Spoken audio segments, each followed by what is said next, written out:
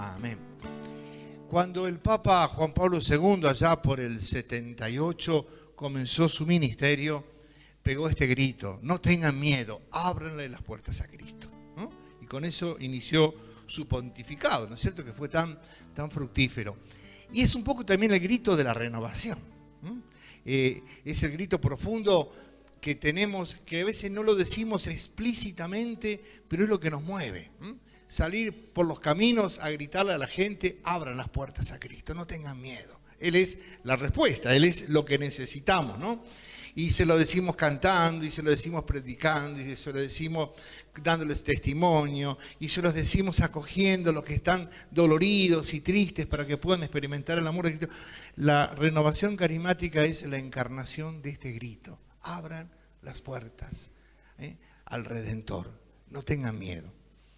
Yo quiero compartir con ustedes un texto de la palabra que justamente le dio parte, y ya lo van a reconocer, a una de las estrofas de este canto. Lo tenemos en el capítulo 19 del Evangelio de San Lucas. San Lucas, el evangelista de la misericordia, ¿no?, que nos habla tanto de ese amor de Dios que se derrama sobre el herido, sobre el que vale menos, sobre aquel que puede ser despreciado, discriminado, ¿no? Y en el capítulo 19, nomás al comenzar el capítulo, Jesús entró en Jericó y atravesaba la ciudad. Allí vivía un hombre muy rico llamado Zaqueo, que era jefe de los publicanos. Él quería ver quién era Jesús, pero no podía a causa de la multitud, porque era de baja estatura. Entonces se adelantó y subió a un sicómoro para poder verlo, porque iba a pasar por allí. Al llegar a ese lugar, Jesús miró hacia arriba y le dijo: Zaqueo, baja pronto, porque hoy tengo que alojarme en tu casa. Zaqueo bajó rápidamente y lo recibió con alegría.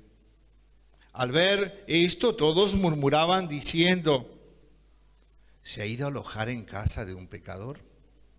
Pero Zaqueo dijo resueltamente al Señor: Señor, ahora mismo voy a dar la mitad de mis bienes a los pobres, y si he perjudicado a alguien, le daré 4 veces más. Y Jesús le dijo: hoy ha llegado la salvación a esta casa, ya que también este hombre es un hijo de Abraham, porque el Hijo del Hombre vino a buscar y a salvar lo que estaba perdido. Palabra del Señor. Gloria a ti, Señor Jesús. Qué hermosa página, qué hermoso testimonio, ¿no? Pero vamos a dejarnos guiar un poquito por lo que le va pasando a Zaqueo, ¿no? Zaqueo vivía en una ciudad muy próspera. Jericó era, digamos, una frontera seca. Ustedes saben que las ciudades portuarias siempre tienen más comercio, tienen más dinero, pero también tienen más corrupción. Y este era un puerto seco porque era la última parada cuando se iban las caravanas a internarse en el desierto con sus mercaderías. El último lugar donde tenían para abastecerse, ¿no?, era Jericó. Entonces Jericó florecía en comercio, muchísimo. Y entonces era importante el grupo de los publicanos, que eran los cobradores de impuestos. Era un grupo importante, había mucho. Digamos, la FIP ahí tenía una sede grande, ¿no? ¿Por qué? Había mucho comercio, ¿no es cierto? Y este era, digamos, podía ser el presidente de la FIP ahí, era el jefe de los publicanos, ¿no? Y había oído hablar de Jesús. Y en su corazón había nacido un deseo extraño, ¿no? Un deseo de conocerlo a Jesús. Este deseo de conocerlo a Jesús que tenía Zaqueo en su corazón, seguramente que no sabía formularse ni contestarse por qué ni de dónde venía. Pero tenemos algunas pistas. Los publicanos eran despreciados. ¿Vieron lo que dijo la gente? ¿Cómo fue a alojarse a la casa de un pecador? Eran pecadores públicos. ¿Por qué? Porque en este caso la FIP no era de Israel, sino era de Roma. Y la plata que recaudaban no era para la nación, sino era para el emperador que estaba en Roma, porque ellos estaban sometidos. Entonces, alguien que trabajara para el enemigo era un traidor. Por lo tanto, era un corrupto, alguien despreciable, que estaba en la misma categoría, por lo damos por el Evangelio, que las prostitutas. Eran gente que hacía las cosas por dinero. Este hombre, por tener una buena posición, no le importaba nada la patria. O sea, no le importaba nada el honor de Israel. Y ustedes saben que los judíos eran muy honorables. O sea, amaban el honor. Querían ser siempre los mejores, los mejor vistos, ¿no es cierto? Y este hombre era despreciado. Y cuando uno es despreciado, cuando uno por ahí puede tener muchas cosas en la vida, pero siente que le faltan algunas importantes, uno empieza a tener una pobreza interior. A veces lo llamamos un vacío. Un vacío, ¿no? Nada nos deja contentos. Seguramente la casa de Zaqueo era la más linda, los mejores muebles, tenía las mejores ropas, tenía el mejor pasar. La mesa de Zaqueo era la más abundante. Él tenía todo, pero había algo que no tenía, ¿no? Y cuando empieza a oír de hablar de Jesús, capaz que no lo racionalizó, no llegó a pensarlo él, pero se daba cuenta que le faltaba algo. Y a mí me hace acordar tanto a mi propio testimonio de cómo yo me fui encontrando con el Señor, ¿no? Porque me fui encontrando, ¿no? Porque normalmente a veces hay encuentros puntuales que son muy recordados, pero el proceso del encuentro es un proceso, ¿eh? Tiene etapas, tiene momentos, ¿no? Pasos que uno va dando.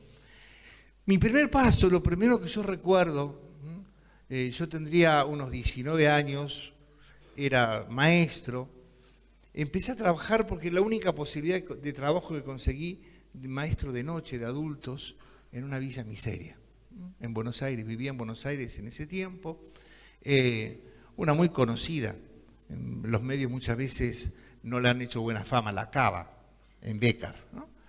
Empecé a trabajar ahí simplemente porque quería trabajar y de día no podía. Donde yo estudiaba agronomía, no podía porque estaba diseñada la facultad para los que no trabajaban, para los hijos de los estancieros. Así que de día era imposible trabajar. Y yo quería trabajar, no porque realmente mis padres no pudieran, yo quería trabajar, yo quería ser responsable de mi vida. Y conseguí ese trabajo ahí en la noche. Pero yo en mi corazón, yo ya guardaba para esa edad un montón de sufrimientos, traiciones, soledades, confusiones. No lo conocía a Dios. Había tenido una formación mínima. A los 9 años me hicieron hacer la primera comunión, pero eran los 3 meses eso y después nunca más nada, ¿no? O sea, Dios, yo tenía a Dios, sí, Dios estaba, a misa no iba, pero más de eso no tenía. Y yo sentía que había algo en mi vida que me faltaba. Yo buscaba algo y no sabía qué buscaba. No tenía idea qué es lo que buscaba. Y de pronto trabajando en esa escuela, en el grupo de maestros, había una mujer espectacular, una mujer, estoy hablando del año 65, sí que los carismáticos recién estaban naciendo en Estados Unidos, pero esta mujer era súper carismática porque el amor de Dios le salía así de los poros, que era la directora de la escuela que había armado ese pequeño grupito, y que empezó a darnos un testimonio de fe espectacular, ¿no? Y de pronto yo empecé a darme cuenta que eso que mi corazón buscaba estaba ahí. Y que eso que yo buscaba tenía un nombre y no era una cosa sino una persona. Que eso que yo buscaba era Jesús, ¿no? Y ahí empecé mi encuentro. O sea, empecé queriendo conocer más. Yo me sentía un cristiano de segunda, porque ahí se suponía que era un centro misional, todos conocían, todos estaban en la acción católica, estaban en esto, estaban en lo otro, yo de ahí. Pero yo eso no lo quería perder. Y ahí comienza entonces mi búsqueda. Y yo creo que esto es importante, porque es la obra de Dios que anuncia y prepara el encuentro. Ustedes vieron que la palabra encuentro, que era muy nuestra, tuve un encuentro con Jesús, ahora es de la iglesia. Yo no sé si tienen conciencia, pero yo desde que soy sacerdote, me ordené en el 83, fui simultáneamente asesor de la renovación y director de catequesis, como que me movía en dos mundos. Y el tema de la palabra encuentro, vivencia, experiencia y demás, en el ambiente de la catequesis, en el ambiente de la iglesia, era mala palabra, ¿no? Eso podías hablarlo dentro de la renovación, pero dentro de esto. Pero poquito a poquito, ¿no? Y sobre todo gracias a los papas, Juan Pablo II empezó a hablar muchísimo de esta necesidad de tener una experiencia de Dios, tener un encuentro personal, hasta que llegamos a Benedicto, que en esa encíclica preciosa con la que abre en su pontificado, nos va a decir, ¿no es cierto?, que el cristianismo no es una ideología, sino es un encuentro con una persona, ¿no? Con la persona de Jesús, ¿no? ¿Por qué no me cerrás que me da corriente de la espalda ahí muy, muy fuerte? Entonces, esto que se ha instalado, ¿no? Pero, ¿qué hace falta para el encuentro? Y a veces tenemos que preguntarlo nosotros mismos, ¿no? ¿Hemos tenido un encuentro real con el Señor? Lo que hace falta para el encuentro siempre es esta búsqueda. Zaqueo se encontró porque lo estaba buscando. No sabía lo que buscaba, ¿no? Sabía que necesitaba algo, que algo tenía que pasar en su vida, pero buscaba, ¿no? Buscaba, su corazón estaba dispuesto a esto nuevo.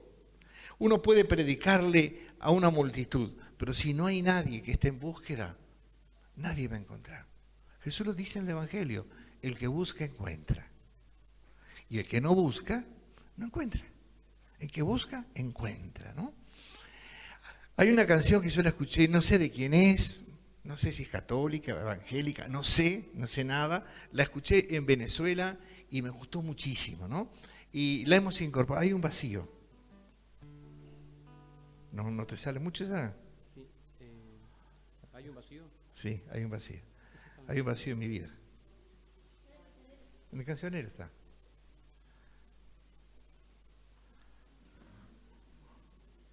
Necesita que me dé una mano una chica. Vení a darle una mano a uno a usted. ¿Alguno? Vení que Carmen.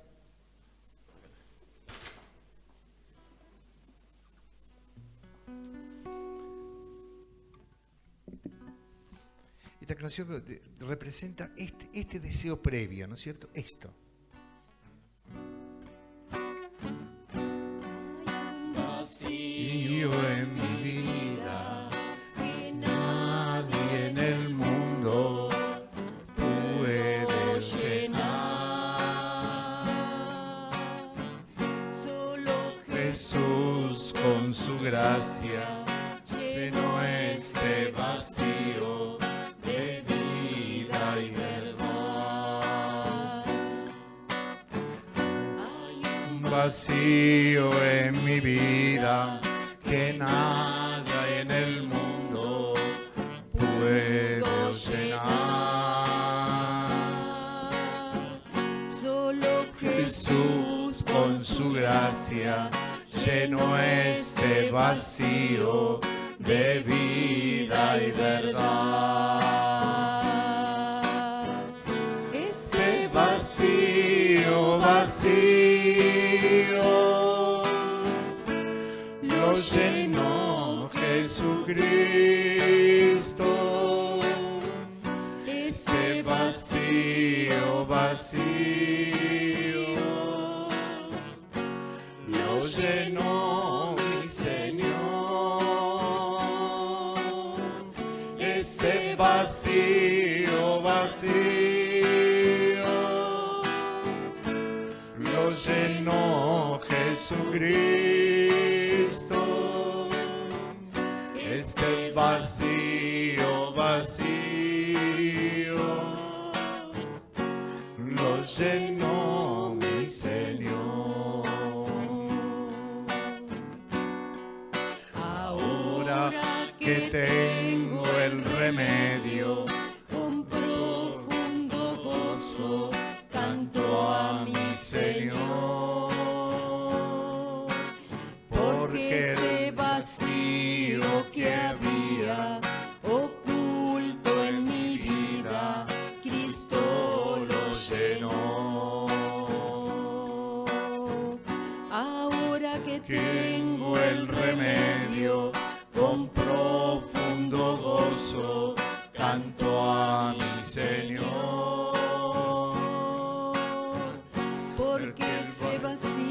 vacío que había oculto en mi vida, Cristo lo llenó. Ese vacío, vacío, lo llenó Jesucristo. Ese vacío, vacío,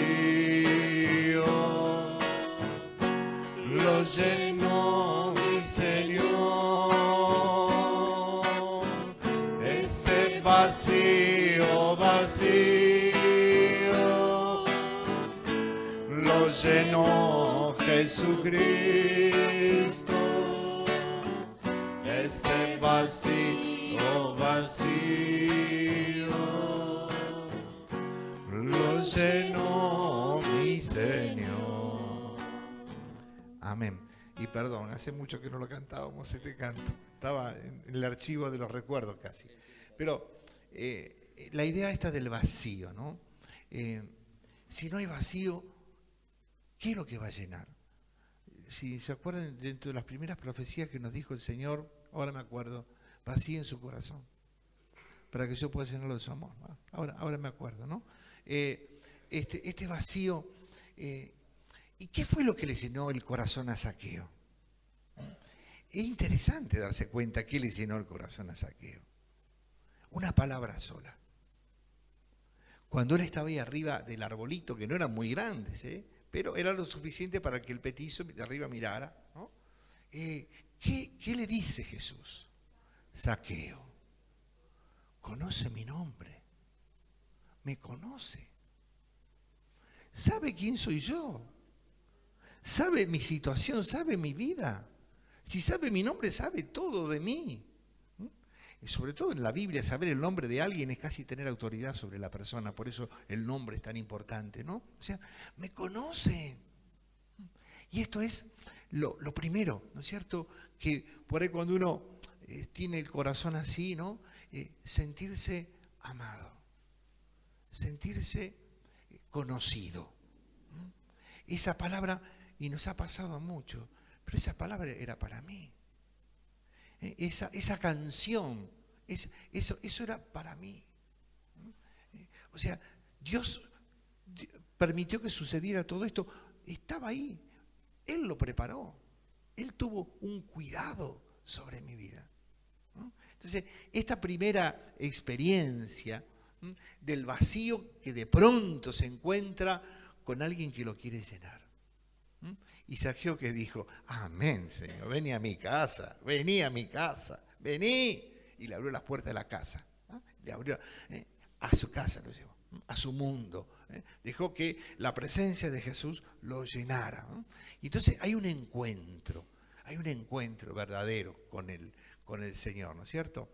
Y Dios quiere que nosotros lo vivamos este encuentro, pero conscientemente.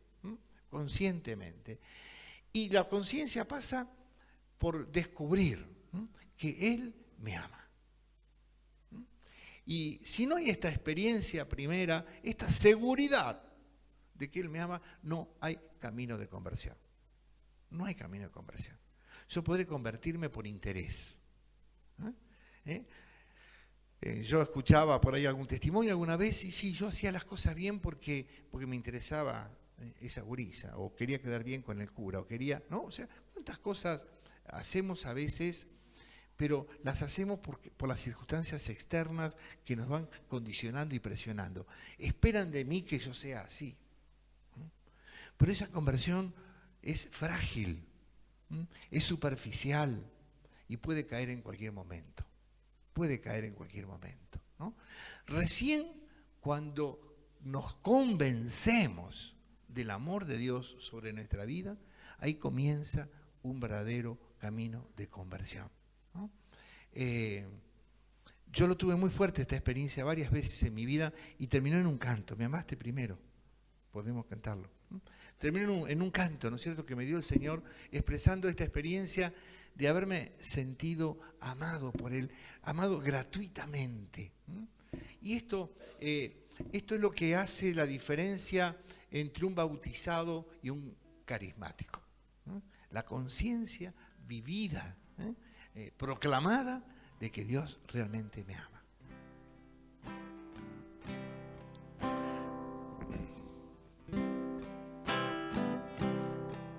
Me amaste primero, me amaste primero, me amaste, Señor, sin mérito mío,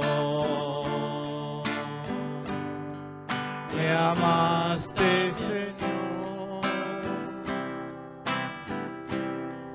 sin mérito mío,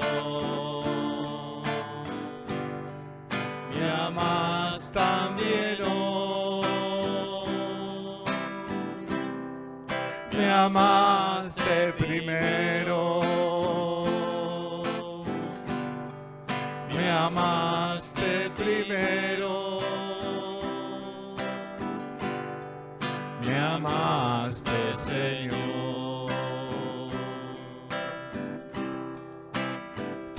Lo quisiste, es tu decisión,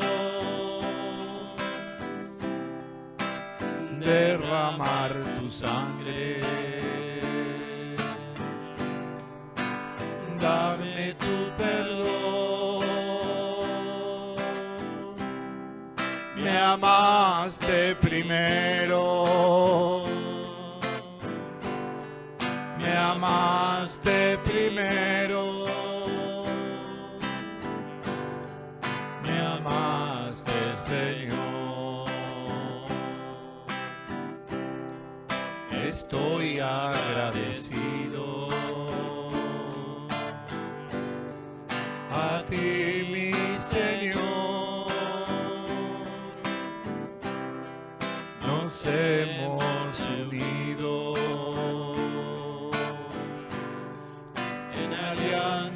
de amor, me amaste primero, me amaste primero, me amaste, Señor. Comentando un poquito el testimonio con el permiso, Marco, con el testimonio de Marco, ¿no? Cuando a Marco le pasó lo que le pasó ese día con esa hermana que lo corrige, ¿no? Podrían haber pasado otra cosa. Podría haber dicho él que miércoles se cree esta, si acá no me valoran, chao. ¿Y conocen a algún hermano que le pasó así? Y sí. O sea, ¿por qué Marcos pudo decir que eso? Porque seguramente, aunque él no era consciente, ya había tenido alguna experiencia del amor de Dios.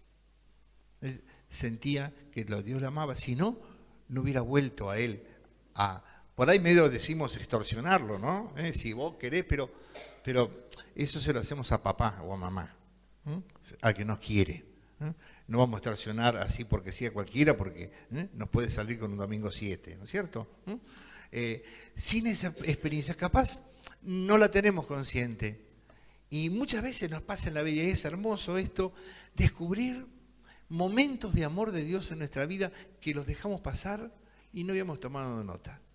Y por ahí, en el caminar, en la experiencia de oración, en el servicio, en el superando crisis, vamos descubriendo, qué bonito. Mirá vos, Señor, lo que habías hecho por mí y yo no me di cuenta en ese momento. Es más, siempre lo digo esto a mis hermanos, los tengo aburridos con esto. Yo estoy convencido que lo primero que nos va a alegrar en el cielo es ver todas esas cosas que Dios hizo en nuestra vida y ni nos habíamos dado cuenta. Poder mirar y decir, realmente tu amor me estuvo acompañando. Y este es el fundamento de nuestro servicio, este es el fundamento de nuestra canción, este es el fundamento de nuestra vida cristiana. Sentirnos amados por el Señor, y entonces en ese amor encontramos la fuerza para decir, como dijo Zaqueo. ¿Qué dijo Zaqueo? Hoy entrego mis bienes a los pobres, y si cometí injusticia, no dice que la cometió. Si alguno se siente damnificado por mí, capaz Zaqueo era re honesto, alguno lo pinta medio chantún, ¿no? Pero capaz era re honesto. Pero él dice, si alguno, yo voy a resarcir. O sea, ¿qué le pasó a Zaqueo? Se sintió tan amado por Jesús en su miseria, en su soledad, en su desprecio de los hermanos, en no saber para qué estaba juntando la plata, qué sentido tenía su riqueza si no podía vivir la alegría de Yahvé en su pueblo, ¿no? Y de pronto se le ilumina esa vida y Zaqueo se convierte. Y esto es convertirse. Convertirse es tomar decisiones. Tomo decisiones porque he descubierto algo que vale la pena. Lo dejo todo. Es la parábola del tesoro escondido, de la perla preciosa. Lo dejo todo porque he encontrado esto. Entonces me convierto. No tengo empacho en renunciar a las cosas. Si no tengo esa decisión, entonces empiezo por ahí a negociar. Y bueno, ya es bastante con que haga esto. No hace falta que haga lo otro. Y bueno, yo no voy a dar ni una ofrenda de dinero a la iglesia, bastante yo le dedico mi tiempo. No, entramos a negociarle ya al Señor. No entramos. Entonces, si no tomamos una decisión en nuestra vida, ¿no? de cambiar las cosas para vivir en ese amor que hemos descubierto, no hay camino de conversión. Y lo peor que esto no es definitivo nunca, porque la conversión es algo constante. Vieron ustedes, a mí me encanta la tecnología, ¿no? Vieron en el GPS, 2x3 no está corrigiendo la gallega del GPS, recalculando y nos hace otro constantemente, y así es nuestra vida, ¿no? Constantemente por ahí nos distrajimos, nos confundimos, nos pasamos un cartel de largo, doblamos donde no teníamos que doblar, ¿no? O sea, constantemente tenemos que estar volviendo, ¿no? Al camino. ¿Pero por qué volvemos? Porque en nosotros permanece viva esa experiencia del amor de Dios. ¿Y qué hace falta para que esa experiencia del amor de Dios esté viva? Lo que también decía el hermano Marco, la oración. Cuando dejamos de orar, en la catedral de Gualeguaychú, cuando estaba un párroco viejo, había un cartel grande que me impresionaba a mí verlo siempre, que decía, si dejamos de orar, Dios se hace nadie. Dios se hace nadie. Si dejamos de orar, Dios se hace nadie. Desaparece de nuestras vidas. Y lo mismo nos pasa con el amor. Hay hermanos que por ahí han tenido una hermosísima experiencia del amor de Dios, pero de aquellas que escuchás el testimonio y se te caen las medias. Y después no lo cultivaron. No lo cultivaron. En lo constante, no lo llevaron a una conversión de toma de decisiones. Que en última instancia esto de tomar las decisiones es la clave. Un seminario de vida es un proceso de toma de decisiones.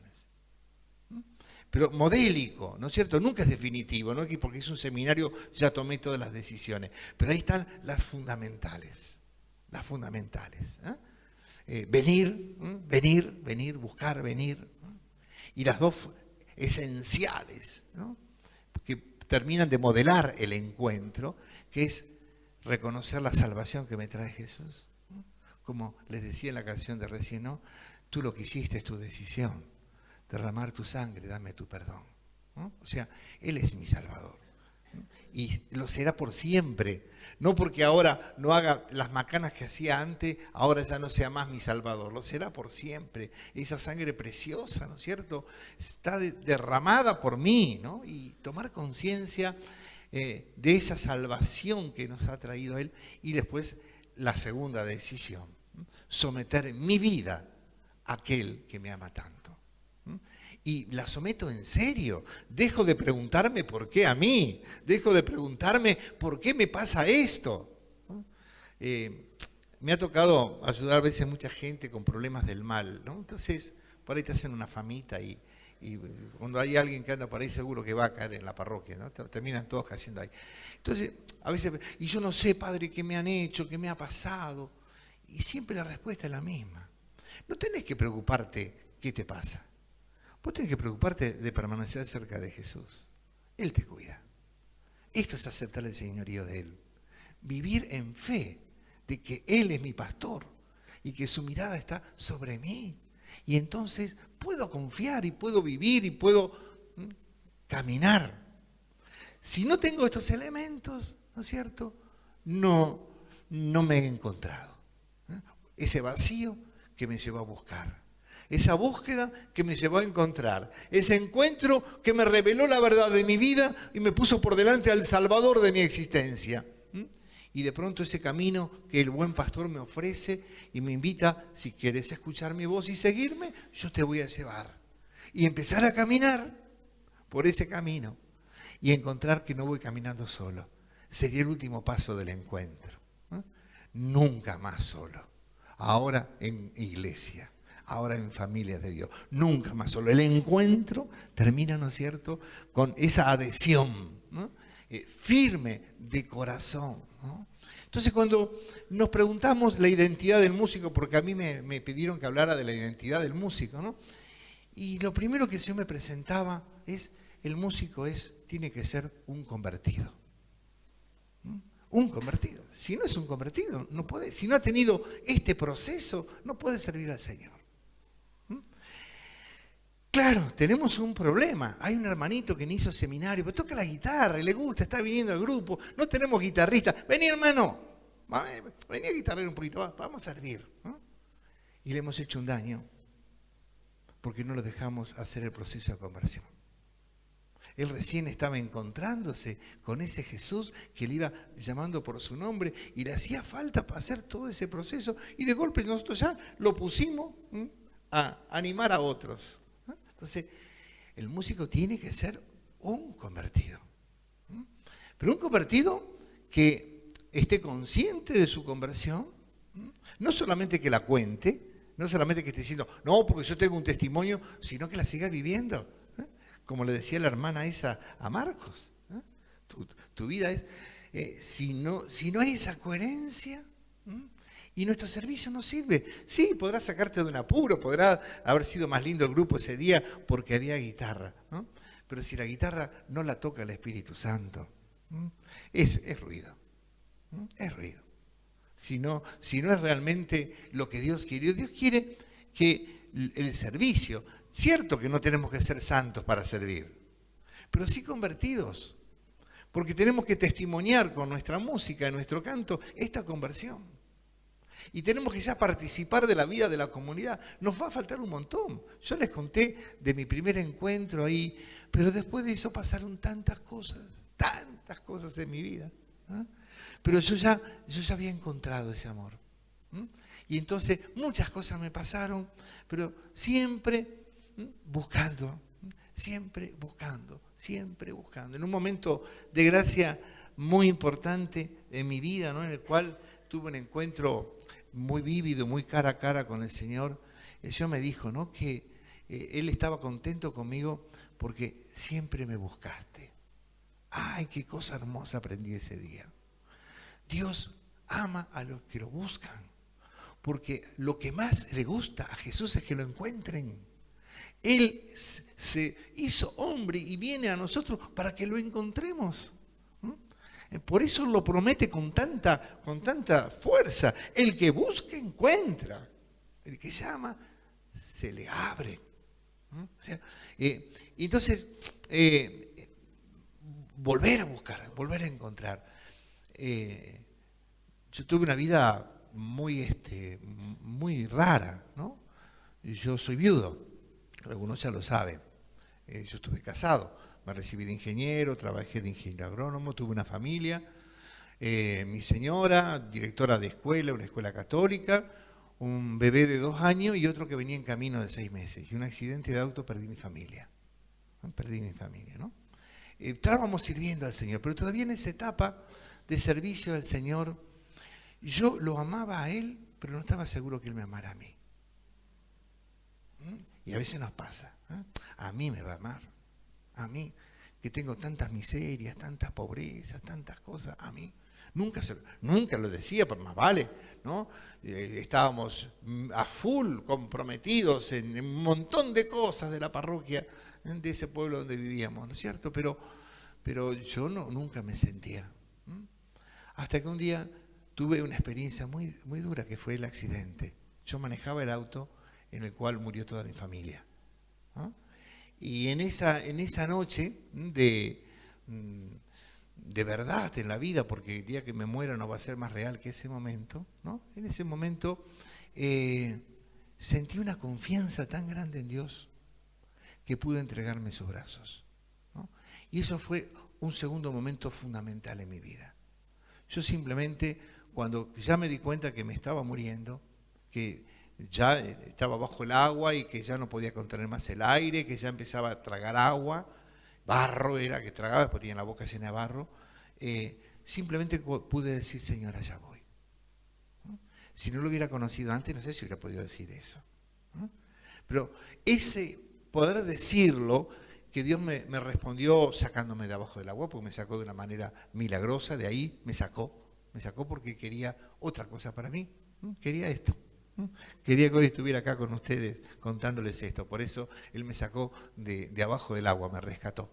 Pero después yo mucho tiempo viví de rentas de ese momento. Cada vez que yo llegaba a un problema en mi vida, yo me acordaba que en el día más difícil había podido confiar en Él. Y si pude confiar en Él ahí, ¿cómo no voy a confiar ahora? Y ahí salía de nuevo adelante, ¿no? O sea, esa experiencia, ¿no? Hasta que después ya siguió mi camino, entré al seminario, ¿no? Y hubo otro día de negro, de esos días oscuros, ¿no? Había entrado en crisis en el seminario, yo ya iba segundo o tercer año del seminario, y en medio de esa dificultad que iba viviendo, donde habían salido cosas de dentro mío que yo ni sabía, que me complicaban un montón la existencia. Un director espiritual me iba acompañando hasta que un día llegué y me dice, mira Eduardo, ya conocemos bien, ya sabes bien tu historia, tus cosas, yo creo que está absolutamente claro que tenés que dejar el seminario. Yo hacía 4 años había dejado la profesión, la casa, todo, ¿no? Para seguir esto. Y de golpe de nuevo, en Pampa y la Vía, ¿no es cierto? Una decisión de esas que te rompen, ¿no? Al primer momento no quería tomarla, me ayudó muchísimo este hombre, ¿no es cierto?, con su palabra. Tomo la decisión con una condición de que, bueno, iba a seguir un mes más a clase para no perder el año, por si algún día volvía, para que me quedaran por lo menos las materias cruzadas, ¿no? Y ese mismo día, contra todos mis prejuicios, me encontré en una misa, una de las primeras que hizo en Argentina, el padre Darío Bantancourt. Asustado en un rincón diciendo, ¿cómo llegué acá? Solo Dios sabe cómo llegué ahí, porque yo de los carismáticos no sabía nada, no me interesaba ningún movimiento de iglesia, sabían que eran parecidos a los Aleluya, y cuando yo vivía en ese pueblo nos íbamos con el auto a reírnos de las campañas que hacían los Aleluya, que le decían gloria a Dios, ¿no? Bueno, las historias de cada uno a veces qué momentos distintos que tienen, ¿no? Y entonces en ese momento, en esa misa, el Señor me hizo entender que Él había tomado mi vida para Él, que yo se la había ofrecido y Él la había tomado, que lo demás no importaba. Y salí con una paz muy grande, muy seguro en el Señor. Mi vida cambió.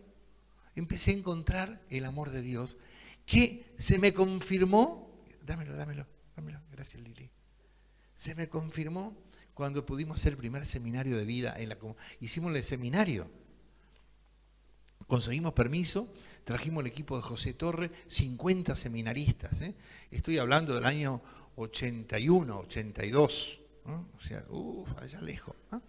Muchos de ustedes ni habían nacido. Y nunca voy a olvidarme de una muchachita predicándonos el amor de Dios. Y ahí, ¿no? Ahí realmente me cayó la ficha, ¿no? Ahí realmente sentí que Dios me amaba de verdad, ¿no? Y entonces, la experiencia de la misa con la experiencia del seminario, y bueno, para mí comenzó toda esta historia, que no dejó de ser una historia de conversión. Es una historia de conversión. Muchos momentos, ¿no? Miren, nomás hace unos meses atrás, acá en este mismo salón, el Señor me permitió dar un paso importante en mi vida, de poder dejar cosas que todavía pesaban de atrás, ¿no? Acá en el retiro de sacerdote, nada más que miramos para aquel lado, así que hago una silla de esas, den la vuelta para allá, y bueno, ahí estaba sentado yo, experimentando esa gracia de Dios de convencerme aún más de que Él me ama. Porque cuanto más te convences, más libre sos, ¿no? Y entonces tenés más fuerza para seguir caminando. Nosotros le damos 1000 vueltas a este tema, le damos 1000 vueltas, ¿no? Entonces, el Señor me decía, un músico tiene que ser un convertido, alguien que se ha encontrado con el Señor, que ha tomado la decisión de dejarlo todo, realmente dejarlo todo, ¿no? Y entonces viene todo lo demás que vienen diciendo los hermanos, si te corrigen, amén, hay que bajar el copete, hay que bajar el copete. Te toca un hermano difícil, y bueno, amén, hay que buscarle la vuelta. Vamos a ver cómo lo podemos hacer, pero eso sí, hacer las cosas en serio, ¿no? Hacerlas para el Señor, ¿no? Hacerlas en respuesta a ese amor.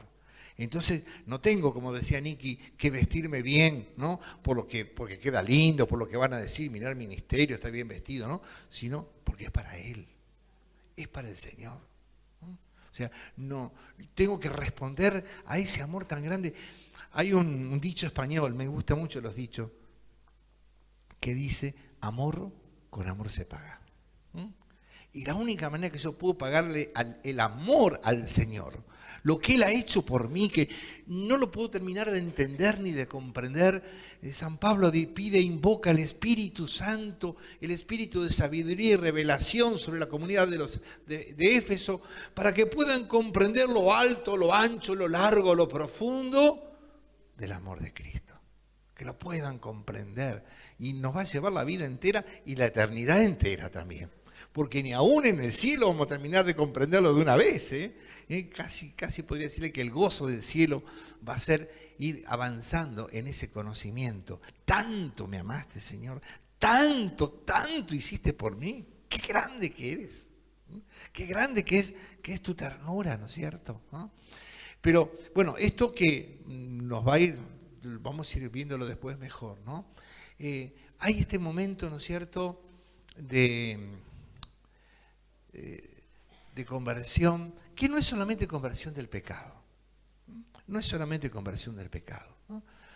O más amplia. Por ahí cuando damos los seminarios de vida decimos que hay que convertirse de 4 cosas. Del pecado, más vale, de las obras de Satanás, todas las cosas del ocultismo, todo lo de la superstición que nos rodea, y convertirse es dejarlas atrás. De los resentimientos. El día que encontré ese versículo en el Apocalipsis, el nombre que le da el Apocalipsis a Satanás, el acusador de nuestros hermanos. Ah, con razón Jesús quiere que saquemos los resentimientos del corazón, ¿no?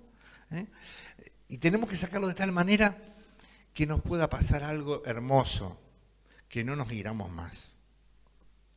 Me acuerdo una época en nuestra comunidad carismática yo había prohibido la palabra herida, porque estaba al orden del día. Ay, vos me heriste con eso que dijiste, vos me heriste, no me hieras con esto que decís, ¿no? Entonces, realmente si nosotros logramos que entre el amor de Dios en mi corazón, ya no me hiere más nada. Ya no me ofendo, ya no estoy pendiente si el hermano me miró, no me miró, me dijo, no me dijo, me lo dijo bien, me lo dijo mal, me lo dijo arriba, me lo dijo abajo, me lo dijo torcido, al otro se lo dijo distinto, a mí me lo dijo de esta manera. Ya no me hiero más, ¿no? Porque yo sé que en realidad lo merezco, ¿no? Lo merezco. Si fuera por mí mismo, ¿no?, tendrían que tratarme como un felpudo. Más de eso no soy, ¿no? Por gracia de Dios soy lo que soy, dice San Pablo. Pero por mí, pecador. Y yo el primero, dice Pablo. Y me dice, vos, Pablo, el primero, ¿qué me dejás para mí? Entonces, ¿qué lugar me dejás? ¿No? Si él es el primero de los pecadores, ¿no? Entonces, el proceso este de respuesta al Señor, ¿no? No es solamente de los pecados. Y nos quedaría el último, que era el pecado social. Es lo que hacen todos. Hacen todo, y si todo lo hacen, hoy día está de moda, ¿no es cierto? Todo lo hacen, ¿cómo no lo voy a hacer yo también? Pero mi respuesta es al Dios que me ama tanto, que dio la vida por mí. Ante Él estoy respondiendo de manera personal. No estoy respondiendo escondiéndome detrás de los demás, diciendo, mirá los otros primero, son más malos que yo. No, a mí me está mirando, a mí me está hablando. Zaqueo, bájate del árbol que quiero ir a tu casa, quiero alojarme. A mí me está hablando. Por tu nombre te está hablando, ¿no es cierto? Está invitándote a ese encuentro, ¿no? Y te les digo, no solamente, ni siquiera de todas estas cosas. El proceso de sanación interior también es un proceso de toma de decisiones. A veces estamos demasiado pendientes de las cosas que nos pasaron. Yo me acuerdo un tiempo que el Señor estuvo obrando muy fuerte heridas de mi vida, ¿no? Porque yo cuando miro mi vida realmente es un catálogo de todas las cosas que te pueden pasar, completito lo tengo el catálogo. Y un tiempo el Señor estaba haciendo un montón de cosas en mi vida y era pesado. Y yo, ay Dios mío, ¿qué me pasa? Ay Dios mío, que me siento mal. Ay Dios mío, que no. Y yo por ahí estaba dentro de la casa y me sentía en un pozo. Tenía que salir a servir y en el camino era como eso quedaba atrás. Yo atendía, hacía todos los días, volvía otra vez mal, ¿no? Hasta un día el Señor me enseñó: no murmures, no te quejes, alabá. Y entonces, cuando me sentía mal, gracias Señor porque estás haciendo algo, no sé lo que estás haciendo, no importa, pero te doy permiso a hacerlo. Y las cosas eran más rápido. Las cosas iban pasando más rápido. Dios tenía más libertad en mi vida para orar. Porque a veces se hace lento y difícil porque le ponemos trabas. ¿Será realmente que me está sanando el Señor? ¿No será que me están haciendo algo? ¿No será que estoy cada vez peor? Y nos damos manija y nos damos manija. Y este es nuestro primer enemigo. Convertirnos también de esto, ¿no? Entregar esto, nos hablaba mucho Marcos del cambio de mentalidad, la metanoia, convertirnos de esto. Pero ¿qué es ese cambio de mentalidad? Confiar en el Señor, confiar en Él. Vamos a terminar este canto con este tema con un canto también, no sé si te va a salir. ¿Hay un lugar para mí? ¿Te animás? Si no, alguien que lo ayude. Un canto que también expresa esta confianza, ¿no? Que fui descubriendo. Porque esto que les estoy diciendo a ustedes es lo que estoy viviendo yo, ¿no es cierto? O sea, lo que he sentido así realmente en mi vida, y el Señor me va confirmando que es el camino que quiere para todos, ¿no? Es un canto que habla de este amor del Padre, que nos invita a la confianza, ¿no? Yo los invito a que lo escuchen con los ojos cerrados, ¿no? Y ya lo hagamos como oración, porque no vamos a tener mucho tiempo para oración, pero esta tarde sí vamos a poder. Hay un lugar para mí, hay un lugar para mí, en tu corazón de Padre, hay un lugar para mí, hay un lugar para mí.